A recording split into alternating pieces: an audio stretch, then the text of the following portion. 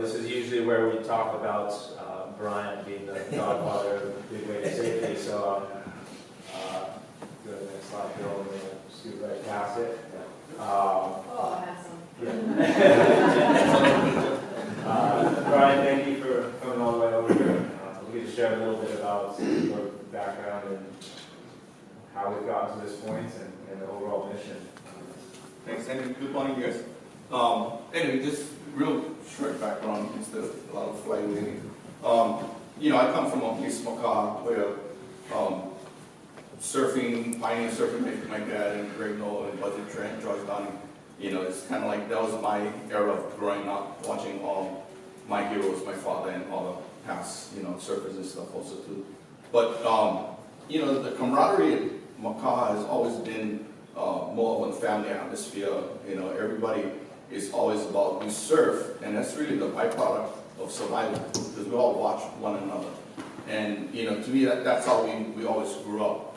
So my father would, he was a park keeper, but he would rescue everybody there. And he was the only appointed person to be appointed as a lifeguard at Macau through the governor and stuff also too. So a lot of the learning that I've had, I call it my dad's PhD, of the ocean, because for what my father has taught us was that we're not divided by land, but we're connected by water. So everyone who comes into our ocean becomes part of our family. So for me, it's not being Hawaiian or Indonesian or Japan, we all share the same values. We're all out there to enjoy. And really, it's the reason why we're all here. Because we don't want to have any more Mark Fu, or Ronnie Solomon, or Zion, or Jim Moriarty. Want to make sure that we all go out there, have a great time, and come back. And this is the reason why we're here.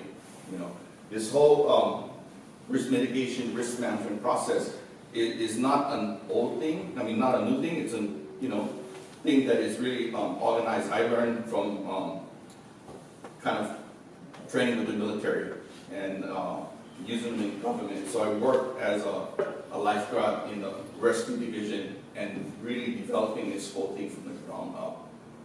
And it's being inclusive with everybody involved. It's not just us surfing alone. So include everybody, Coast Guard, firemen, everybody who can be a part in establishing some sort of safety structure. So anyway, this is the reason why we're here.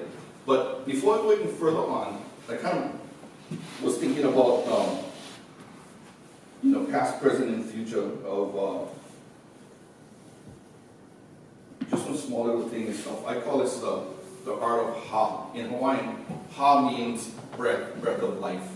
When I was a small kid, my grandma used to come to me, and it was a way of sharing herself. So we would exchange our breath, and she would put her nose on mine, and she would breathe, and I would breathe, and it represent her knowledge and her love going into me and back and forth. And it's kind of one thing of what we have always presented. But what I like to do is because for us, breathing is a big part of surviving, of how we control our emotions, of how we control our blood flow, our energy, and it's how we survive and stuff also too. So I'm going to ask all you guys to just do a small thing right now. So I'm going to have you guys all take one deep breath, and this deep breath will represent your past. So everybody going to take one deep breath. Ready? Take one breath and hold them. Okay? So while you hold them, I'd like you to remember some loved one or someone that you hold dear and stuff that has impacted your life. So think about that person. Okay? Think about the more positive, joyous times. It's not about the sadness of how much you miss that person, but the joyous times that you had with that person. Okay? And then breathe out. So that's the past. And that's why we hear and stuff, is that love we have for that person and stuff, and we honor that person. Okay? So the present, this breath right here that you're going to take, I'd like you guys to focus on your heartbeat, your energy, okay? This is going to be underwater because as we all know, when you panic, that heart is going. What is it doing? It's running away energy, oxygen, time. we need time in the water. So in chaos, we like calmness, okay? So this next one is stuff, take one deep breath and focus in on your heartbeat if you can.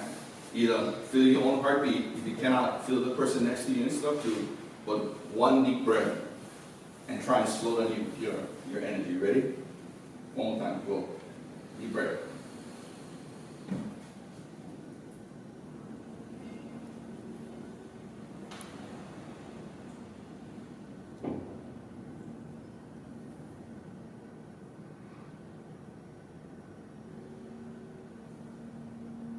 Okay, and exhale.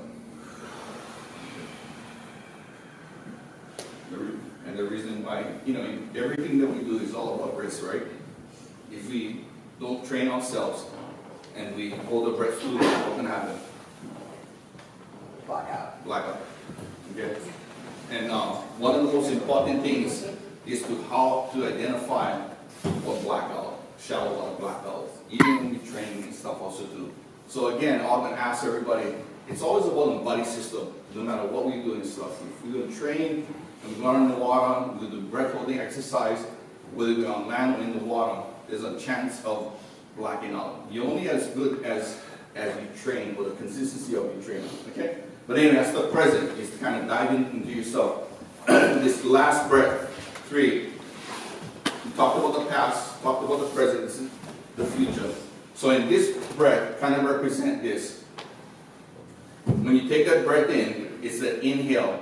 That inhale breath is all about you inhaling as much knowledge and as much skill in this 2-day process that we're going to teach. That's inhaling. So we can represent that inhale, that you can soak all this energy, all this knowledge, all this skill within this next 2 days. The holding of the breath is the retention of what you got educated, how you retain that throughout your lifetime. And that's the knowledge and skill that you retain. The exhale of that breath, when you exhale out, is how much you can share and how much you can teach that knowledge and that skill to other people besides all these people in this room. Okay? So think about what you're doing while you're taking that breath. So first part, inhale. Deep inhale, all the knowledge, all the skills that you can get. Okay? Hold that breath. All the knowledge you're going to retain, all the skills that you're going to have, and that's the holding of the breath. And then exhale. All that knowledge that you have learned that you can teach later on in the future to those that you love, to those that you're surrounded by, to those that you can share, to those that you can work with and stuff too. So that's what this whole thing will be consistent about. So it's just one life lesson that I teach here, my kids, or the people I consider family around me and stuff also too. Okay? So anyway, to go further on and stuff too, I like pass them on to Greg. One of the things that we're trying to do is I teach this to every private, government, Pat work with me also to Pat do false protection. When Obama was in Hawaii, we had all the Secret Service and Obama and stuff too. So we kind of risk mitigate the for them guys also too. So this whole risk management process can be used at such a high level and also at the average level and stuff. It doesn't matter. It's all in process and stuff too. But we also trying to spread this out into teaching. So like for Greg also too, we passing the torch on, to other people. And I would like for whoever might get involved later on to one day be out here teaching all this process also too. So maybe to go further on later on in the class. I came up here and told the Brian was going to lead and I was going to be here taking notes. And say about this and that. Well, thank you. It's an honor and a privilege. Next slide, please, Bill. And Danilo, get back up here too. We'll also support it. I'm going to interject. Yeah. So the mission essentially is to educate and train ourselves in ocean risk management, safety protocols, equipment, technology, in order to maximize our own safe practices. If you look around the room, we've all traveled together. We end up at the same breaks together, Nazare, Totos, especially Mavericks. If something goes wrong, who do you think is going to be the first person there to potentially help you? Somebody in this room or somebody else who's out there every single time. Now, if you were to think of the 150 surfers who are probably regularly going out at Mavericks, could you honestly say that you could pick any one of them and seamlessly be able to work together in the case of an emergency? Just every if I were to pull a name out of a hat and say, all right, this is your partner here, this is a situation that you guys would be able to be in sync, communicating, handling whatever situation it is. Probably not, right?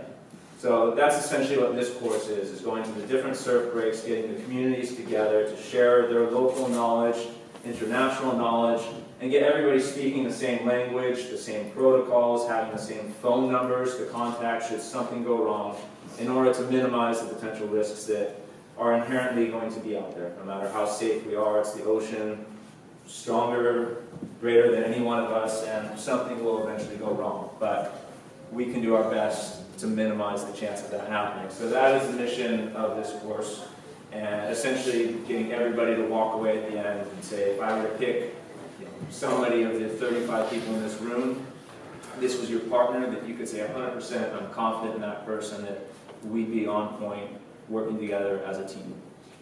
So next slide, please, Bill. Safety doesn't exist until you create it. So you're going out there in an unpredictable environment that's always changing, and it's up to us in order to put sort of standards and protocols to make it safer. It will never be perfectly safe, but we can do our best.